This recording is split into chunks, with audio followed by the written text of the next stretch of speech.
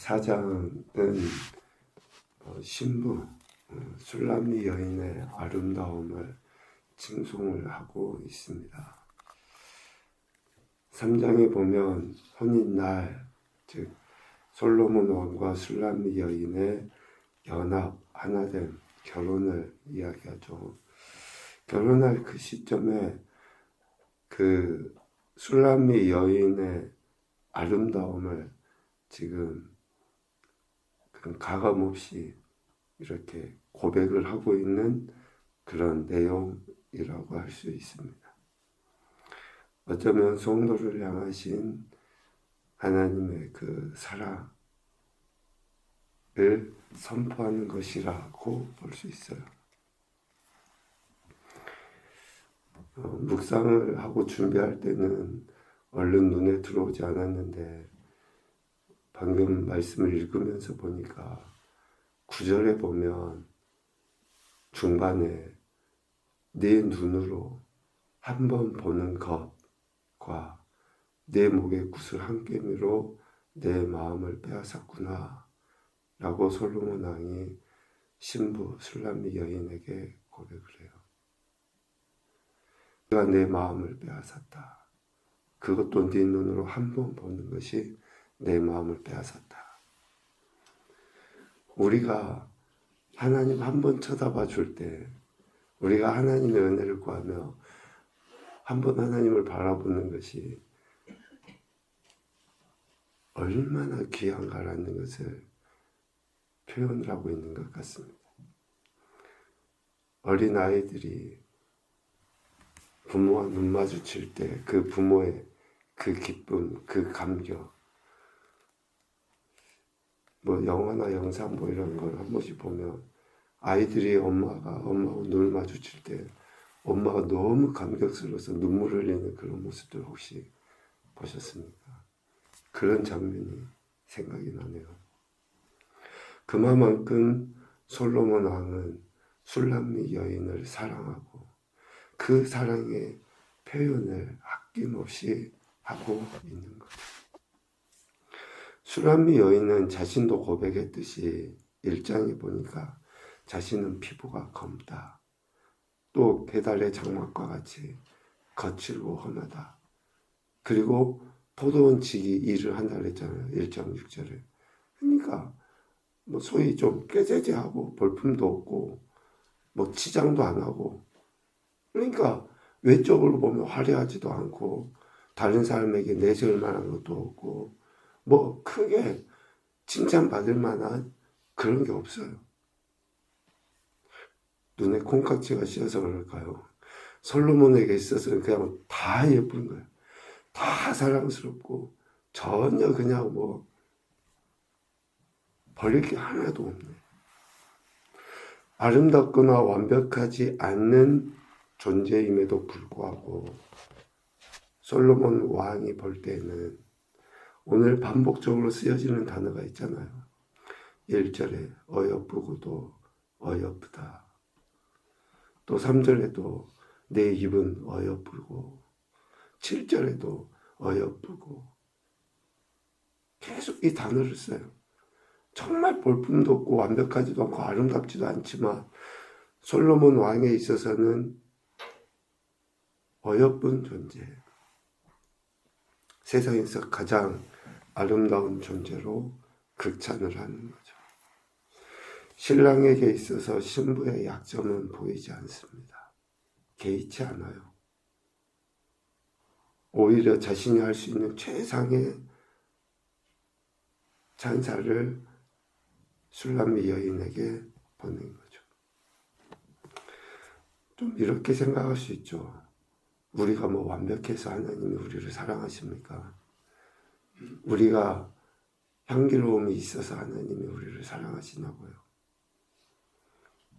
우리는 아무것도 아니에요. 그 누구보다도 바울의 표현처럼 죄인 중에 괴수 아니에요. 그냥 지금 당장 표현이 그렇지만 벌 받아서 죽어도 아무런 그런 일이 없을 만큼 우리는 그런 존재 아니에요. 그런데 하나님이 우리를 사랑하셔서 예수 그리스도를 보내시고 죽기까지 그렇게 우리를 사랑해 주신 사랑을 받은 것 아닙니까? 스바냐 3장 17절에서 이야기하십니다. 너희 하나님 여호와가 너희 가운데 계시니 그는 구원을 베푸실 전능자이시라.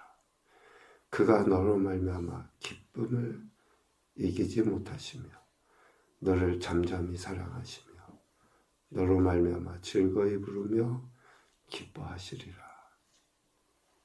우리는 너무나 미천하고 연약하고 볼품도 없고 내세울 것도 하나도 없는데 죄인 중에 죄인인데 하나님이 우리를 그렇게 사랑하시는 거죠. 기뻐하시는 거죠.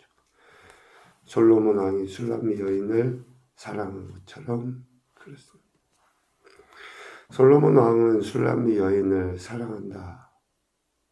내 사랑이라고 표현하면서 비유적인 단어들을 써가면서 그 마음을 표현을 해요.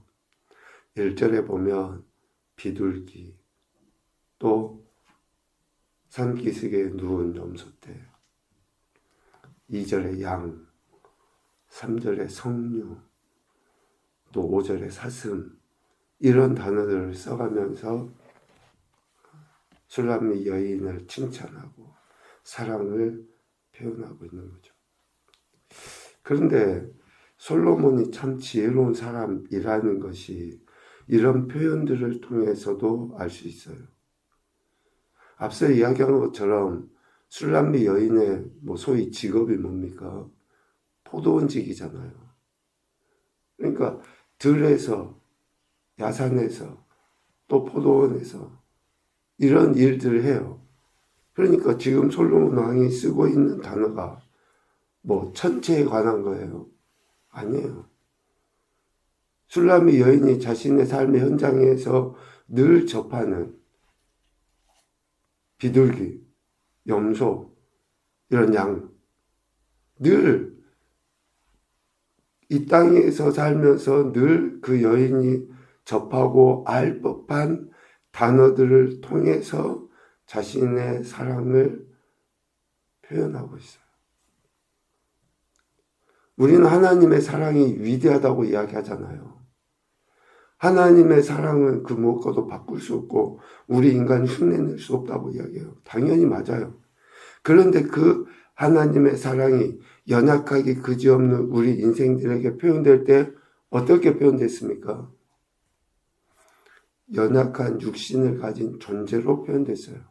그것이 뭐예요? 예수님의 성육신인 것이죠. 너무나 연약한 우리 인생, 죄 가운데 있는 인생, 하나님의 뜻을 알 수 없는 우리 인생들은 하나님이 진짜 하늘의 이야기를 하면 우리가 어떻게 알아먹습니까? 하늘의 언어로 우리에 대한 사랑을 표현하면 우리가 어떻게 알아먹어요? 그런데 연약한 우리 인생들을 사랑하심에 있어서 연약한 존재로 이 땅에 오셔서 결국은 그 십자가에서 죽으심으로 인해 그 사랑을 우리에게 완전히 보여주신 거죠. 히브리서 기자를 통해서 말씀하시잖아요. 우리의 연약함을 동정하지 아니하실 수 없다. 체휼하신다. 그러니까 우리가 알아먹을 수 있는, 우리가 알 수 있는, 솔로몬은 슐람미 여인이 알 수 있는 단어들을 통해서 자신의 그 사랑을 나타내 보이고 있는 거죠.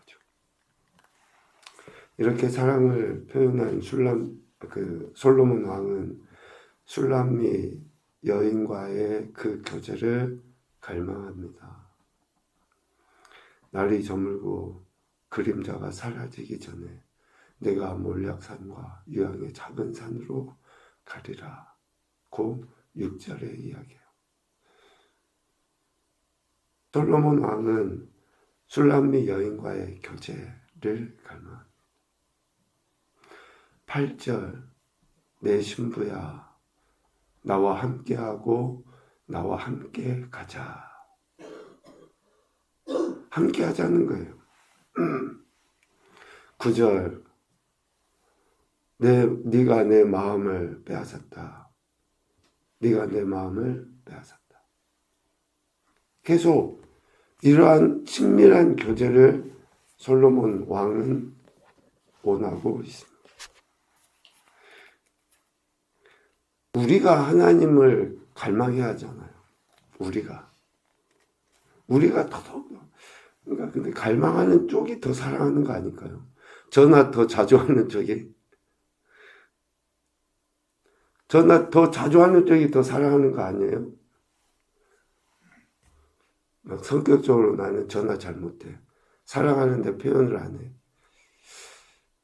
그것도 이건 또 그냥 보편적으로 사람들이 하는 이야기이니까 하는데 뭐 경상도 남자들은 무뚝뚝해. 뭐 그냥 그걸로 다 끝나버리는 거예요. 경상도 남자들은 다 무뚝뚝합니까?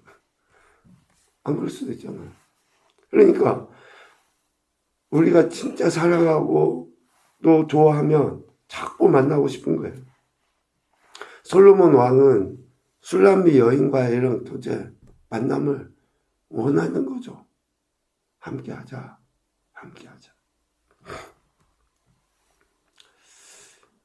히브리 사상은 영혼과 육체를 하나로 봅니다. 분리하지 않아요. 그래서 이 함께하자라고 하는 것은 단순히 뭐 부부로서의 육체적 관계를 이야기하는 게 아니에요. 진정한 연합, 전인격적인 교제, 완전한 친밀함을 갖자라고 하는 초청인 것이죠. 하나님은 성도와의 교제를 원하셔요. 진짜 하나님은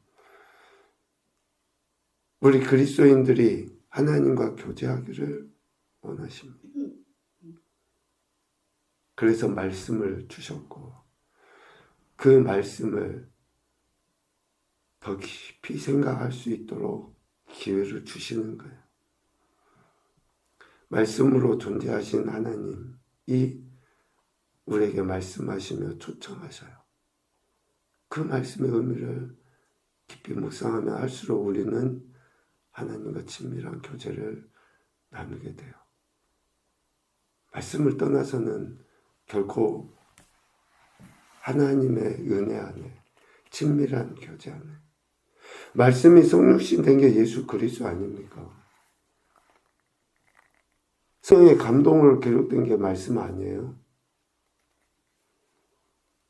말씀이 얼마나 우리 안에 강력한 힘인지는 이미 말씀을 통해서 우리에게 주셨잖아요. 그래서 하나님은 말씀을 통해 우리가 교제하기를 원해요.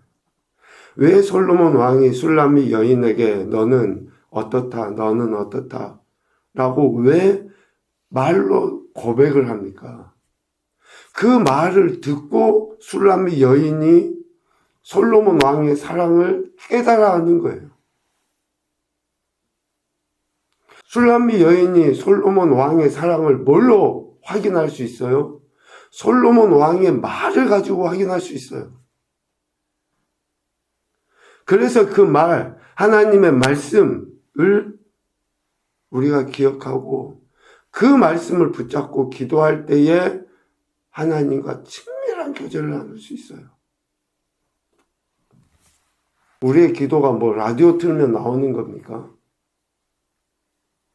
그냥 TV 딱 틀면 리모컨 딱 누르면 기도가 나오는 게 기도예요?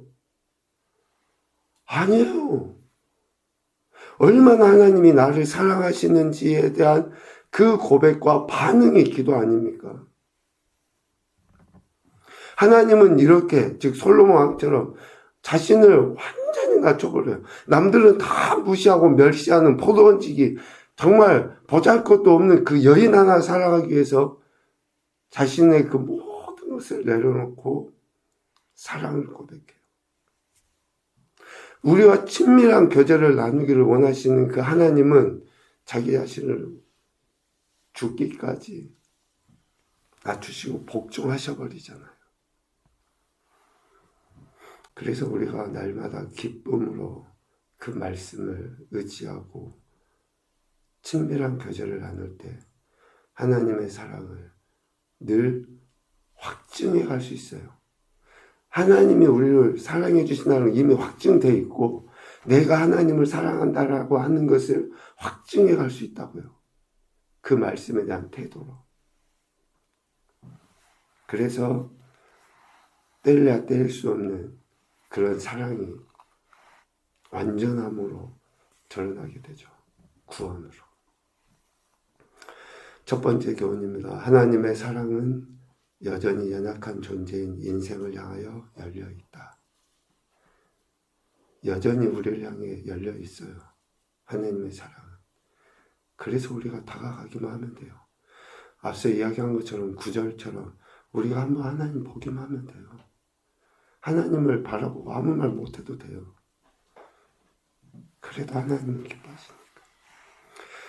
두 번째, 하나님의 사랑은 삶의 현장에서 깨달아 알 수 있는 언어로 표현된다. 대단히 신령한 언어로가 아니에요. 우리가 알 수 있는 언어로 하나님은 말씀하십니다. 세 번째, 하나님께서 기대하시는 친밀한 교제의 마음을 두고 순종하자. 친밀한 교제의 마음을 두십시오. 내가 하고 싶은 이야기만 하고 가는 것이 아니라 하나님의 말씀을 들으십시오. 그 음성을 들어야지 우리가 깨달아 알고 삶의 변화가 실제적으로 일어나지 않겠습니까? 그것이 진정 승리고 참된 소망이고 기쁨이 됩니다. 오늘도 우리에게 생명 주실 뿐만 아니라 친밀한 교제 교통을 원하신 하나님께서 우리를 부르셨습니다. 그 사랑에 합당한 반응을 보임으로 하나님의 영광도 나타내시고 더욱 큰 은혜를 경험하는 교복된 인생들 되시기를 주님의 이름으로 축복합니다. 아멘.